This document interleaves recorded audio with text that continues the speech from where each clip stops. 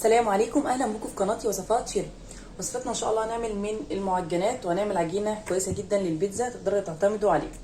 نخلي الدقيق على جنب الاول. نبدا بالايه؟ طبعا الحجم اللي انا هعمله زي حضراتكم شايفين الصوره مصغره في الصاج هنا، تمام. فهقول الاول المقادير اللي انا مقادير صوص البيتزا. طبعا احتاج اجهزه عشان استخدمه على البارد. انا معايا الطماطم مقشراها زي ما حضراتكم شايفين، وكذلك معايا فلفل بصل، والفلفل الاحمر مقطعاه كده، ومعانا حوالي 3 فصوص من الثوم. تمام. كل ده هاخده في دورق الخلاط، شويه ميه صغيرين اخلطهم كويس وبعدين نكمل على النار.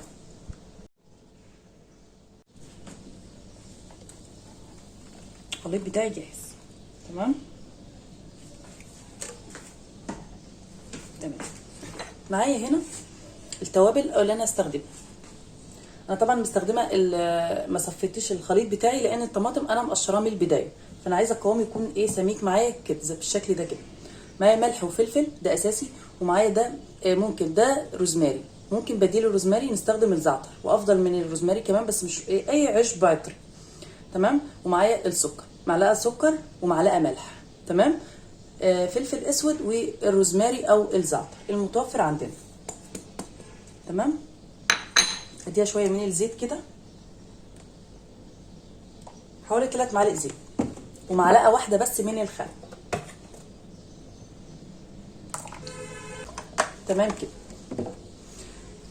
طبعا هرفعها على النار، وبعدين لو ممكن نضيف معلقه من الكاتشب. تمام. بس انا اكتفي كده لان الفلفل الاحمر هيديله لون كويس، والسكر وكل التوابل اللي انا استخدمتها هتديني صوص كويس قوي للبيتزا. تمام.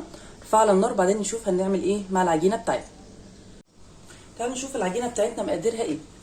انا معايا كده، انا جبت الكيلو الدقيق اللي هنستخدمه طبعا لازم يكون دقيق معجنات بيتزا ومخبوزات، هو ده، او استخراج الكيس اللي بيبقى مكتوب عليه استخراج 72%. تمام. هو ده اللي بيكون في عرق وكده عشان المعجنات عموما.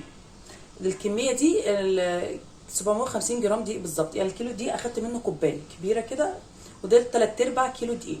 تمام. خد كده معلقه من السكر، وكمان رشه من الملح. تمام. ومعايا هاخد شويه من الزيت، يعني حوالي 3 معالق كبار من الزيت.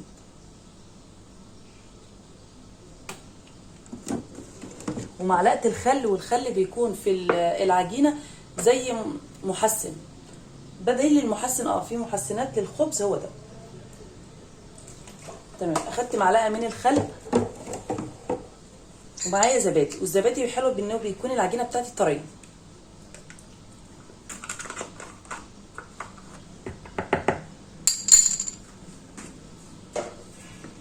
ومعايا الخميره معلقه كبيره الباكو ده.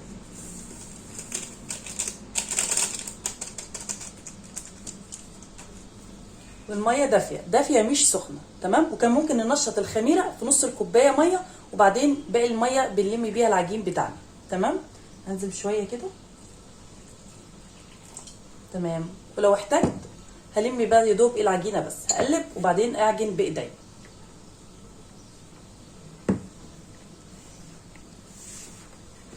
اخلطهم كويس بس، وبعدين هعجنها بايدي، مفيش مشكله خالص.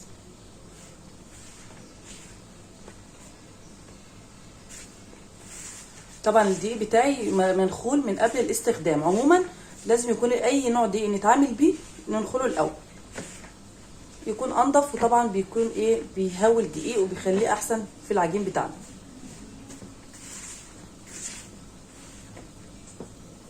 شويه كمان من الميه ان شاء الله، مش هحتاج تاني.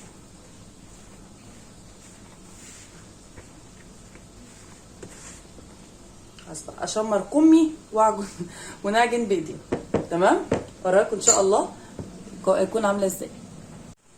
العجينه بتاعتي جهزت معايا بالشكل ده كده. طبعا مفيش بواقي دقيق على في الطبق بتاعي ده، احنا عجننا كويس، طريه جدا. تمام. اديها بس معلقه زيت كده على الوش كده. تمام. طبعا اخدت كوبايه الميه تقريبا كلها. ده دقيق مخبوزات بياخد كميه كويسه. زيت شباب عشان طبعا تختمر، بس عشان اسرع عمليه الاختمار بتاعتها انا بعمل بشغل الفرن بتاعي لمده دقيقه واحده بس، ان انا برفع حرارته اكتر من حراره ايه المطبخ عندي. تمام. وبعدين بسيبها تختمر، يعني ما بتاخدش اكتر من 10 دقايق ربع ساعه بكتير قوي.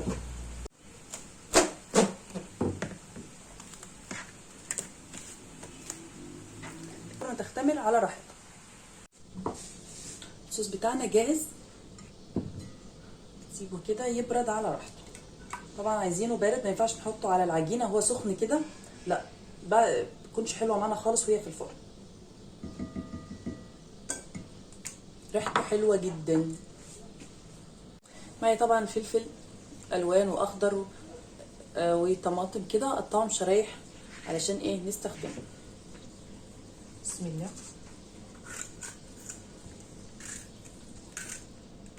اي تقطيعه تحبوها بس ما تكونش سميكه.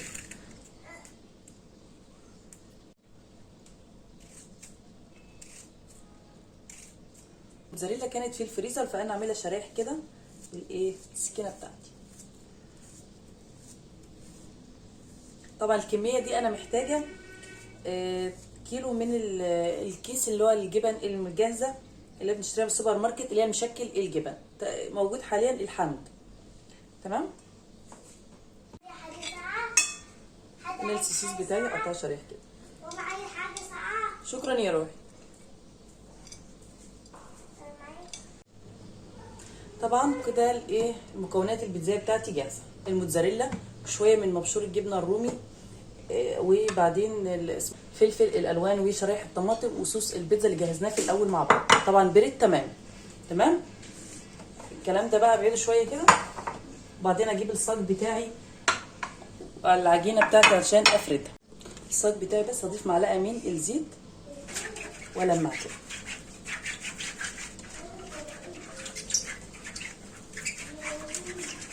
تمام. العجينه بتاعتي شايفين حجمها؟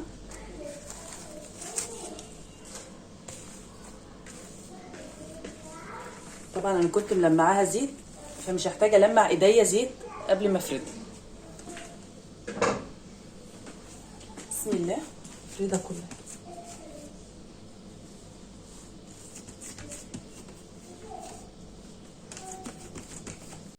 الصاج بتاعي بعد طبعا ما ريحته حوالي 4-5 دقايق كده بالشوكه على الحروف، لا من بعد الحرف بسنتي كده، وبالشوكه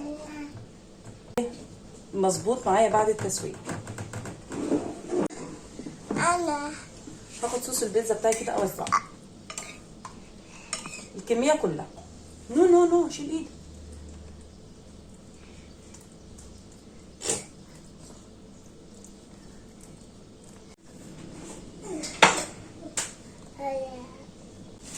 معايا الخضار كده، الفلفل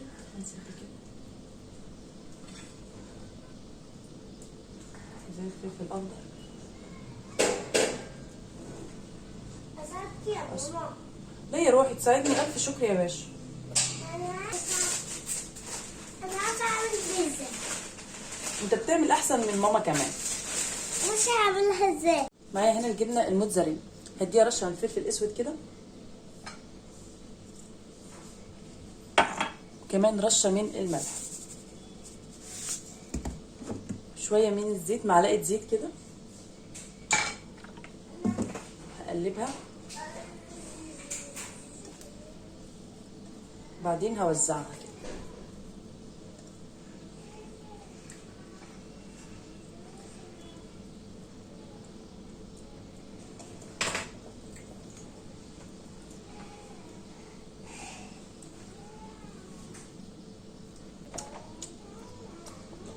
وبس جبنه الجبنه الرومي معاها، لان مش كل الاسره عندي بتحب الجبنه الرومي.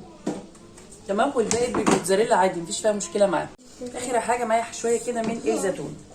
طبعا الجبنه الرومي مالحه فمش هستخدم في الجزء ده زيتون. طبعا انا عامله البيتزا دي النهارده يعني ايه ارضاء لايه جميع الاطراف عندي في البيت. دي صاج البيتزا بتاعنا جاهز للتسويه. هيدخل الفرن نار متوسطه، فرن مع شوايه، مجرد انها طبعا تاخد لون العجينه بتاعتنا بتكون استوت 25 دقيقه اقصى حاجه ان شاء الله. تمام. ورايكم ان شاء الله بعد التسويه. ده طبعا الصاج بتاعي بعد ما طلع من الفرن. الجبنه اخدت لون من النص كده، مش مشكله، جميل، تحفه تحفه بجد، ريحه حلوه جدا. تهدى بس حرارتها 4-5 دقايق وبعدين هنقطعها، ممكن مربعات، والمربع بنرجع نقسمه مثلث. القطع بتاعتنا زي ما تحبوا، مثلثات، مربعات. الجبنه بتاعتي سايحه وكان طعمها بجد تحفه تحفه بجد، ناجحه جدا. اتمنى تضغطوا لايك للفيديو واشتراك في القناه. شكرا، سلام عليكم.